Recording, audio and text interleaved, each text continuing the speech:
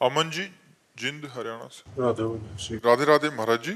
गुरु जी, ये मन सभी के सामने तो इंद्रियों पर संयम का दिखावा करता है, परंतु एकांत में ठीक इससे उल्टा हो जाता है महाराज जी। इससे पूर्ण हाँ, नियंत्रण वैसे कैसे वैसे कहा भी गया है, जिस साधक का एकांत पवित्र वही साधक है।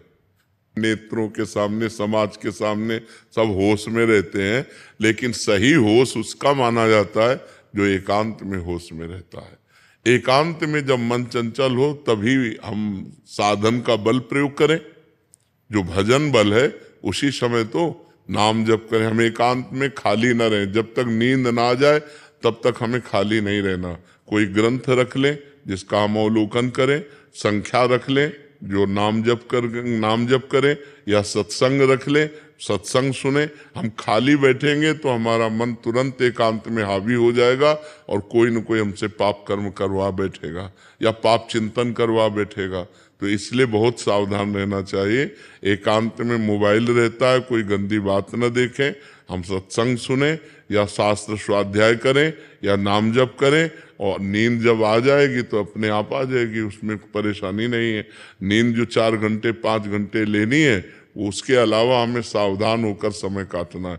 खास समय एकांत का। और जब खास समय सोने जा रहे हैं उस समय तो और बिल्कुल सावधान होकर, बिल्कुल नामाकार वृत्ति करके। जैसे अब अपने लोग सोते हैं ना, तो सोने नहीं जाते, ध्यानस्थ होते हैं। लेट गए और एकदम परमात्मा में ध्यान। अब कब सो गए पता नहीं, फिर जब जगे तो फिर उसी ध्यान में बैठ गए। पहले सबसे पहले बस नाम जप। तो एकांत को संभालना होगा। ये आपका ही नहीं, सबका है। एकांत सबका गंदा हो जाता है। यदि चतुर सुजान साधक नहीं है तो एकांत में वो गंदगी कर ही बैठता है। और जिसका एकांत गंदा है उसकी साधना ठीक नहीं है। जिसका एकांत पवित्र है वही वास्तविक संत है, वही साधु है, वही साधक है, वही महात्मा है। चाहे गृहस्थ हो चाहे विरक्त हो। ये साधु संत महात्मा गृहस्थ विरक्त के लिए भेद नहीं है। इसमें गृहस्थ भी महात्मा हो सकता है। स्थिति है तो वो महात्मा है, स्थिति नहीं है तो वेश से महात्मा नहीं माना जाता, स्थितियों से माना जाता है। तो हमें लगता है कि हमें एकांत में ज्यादा सावधान रहना चाहिए, क्योंकि एकांत पाकर मन कच्चे साधकों का, सच्चे साधकों का तो एकांत पाते ही वो तो एकदम डूबेगा भगवान में।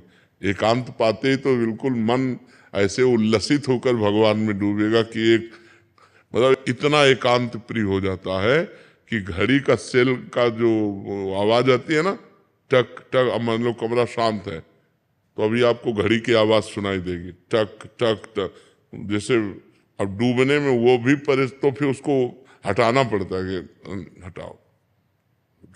एकांत में वो बहिर्मुख भोगों का चिंतन या बहिर्मुख बातें, जो कच्चे साधक हैं, अभी जो प्राथमिक स्थिति के साधक है, उनका जो छलांग लगा चुके हैं आध्यात्मिक, उनका तो एकदम एकांत होते और एकदम शांत परमात्मा में डूब गया।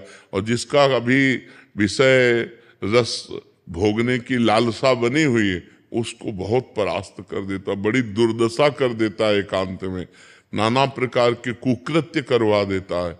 जहां एकांत हुआ तो वहां वो हावी हो जाता है। इसलिए उस समय बहुत सावधान रहना चाहिए। ये 4 बातें याद कर ले: नाम जप, शास्त्र स्वाध्याय, सत्संग और सद्विचार। इनके द्वारा हम एकांत को व्यतीत करें।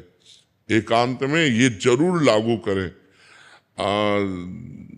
ऐसे उड़िया बाबा के उपदेश ऐसे हर समय जीवन भर सिराने रखा है।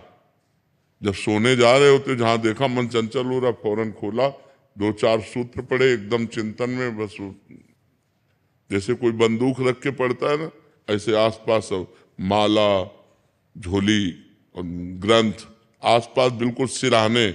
जरा सा मन भटका तुरंत ग्रंथ खोला, तुरंत जरा सा मन भटका माला उठाया, बैठ गए। उसको रोकना है। अगर उसको रोक लिया, एकांत पवित्र हो गया तो बढ़िया पवित्र हो गया जीवन।